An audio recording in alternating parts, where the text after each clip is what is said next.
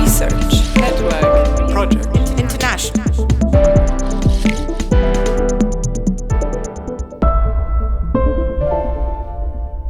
Samuel Lordemus, welcome to the SNIS studio. You are here because your article about distribution deficiencies of aid has won one of the 3 International Geneva Award in 2022. Now, your article deals with malaria, and upon a very brief survey, I realized that malaria research is very big at SNIS. We have at least one project per year which gets funded. It seems to be a driver of innovation in research, but also a concern for policy, because our jury chose this year to give the prize, one of the prizes, to your article. So Samuel, you have sent us one of the images for this articles, which represents a mine in this eastern region.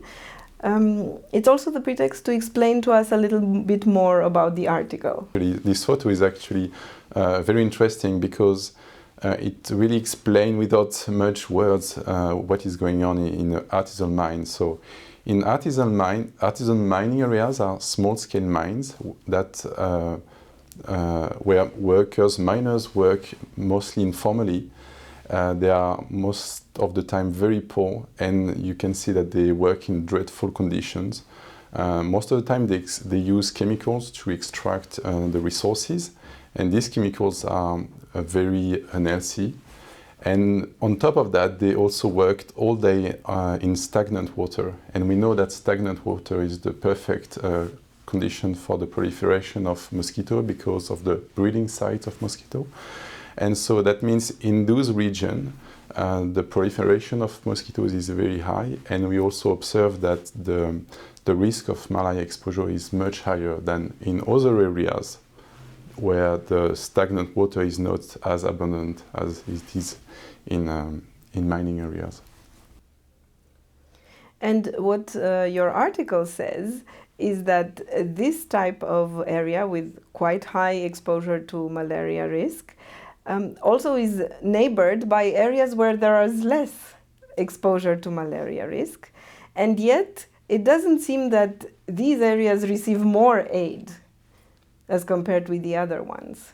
Yes, exactly. So this is a key point actually, because we do not have accurate information on locally on the health burden, on the risk of malaria exposure. And I don't have more information than policymakers or donors. So what I did is I explored this presence of mines, and actually I try to compare these mining areas with other areas not so far from these mines. And actually I found that the increase in the risk of malaria is up to 30%, which is quite huge actually.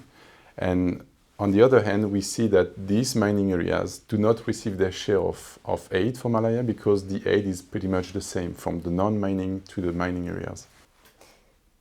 And what in your argument, or what in your analysis turned out to be some of the causes or the factors around these problems?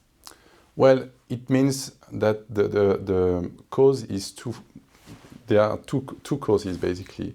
Either the donors do not have information that is accurate enough to target those specific areas, or the other fact is that they do not have the capacity to reach those areas. And this is another problem. But in either case, the problem is quite important for the population health.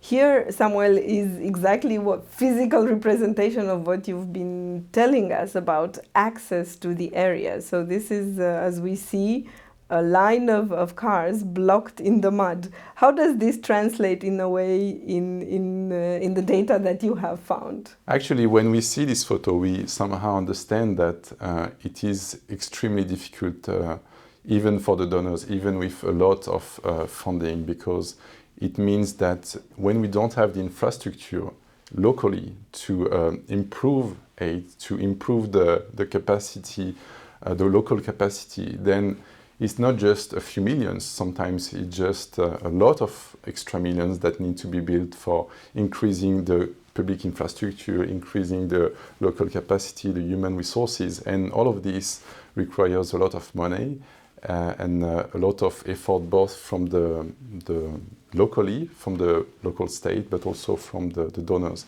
And this is also where we can see that this cooperation between the state and the donors is a key, and also between the donors themselves. Sometimes the coordination is not optimal, and this may cause some deficiency in aid. So a bit more of an integrated approach also from the part of the donor thinking in how they do the architecture of the budget could help. Well, let's hope that they draw this conclusion while reading your article. Thank you very much for being here, and good luck with the next research. Thank you very much.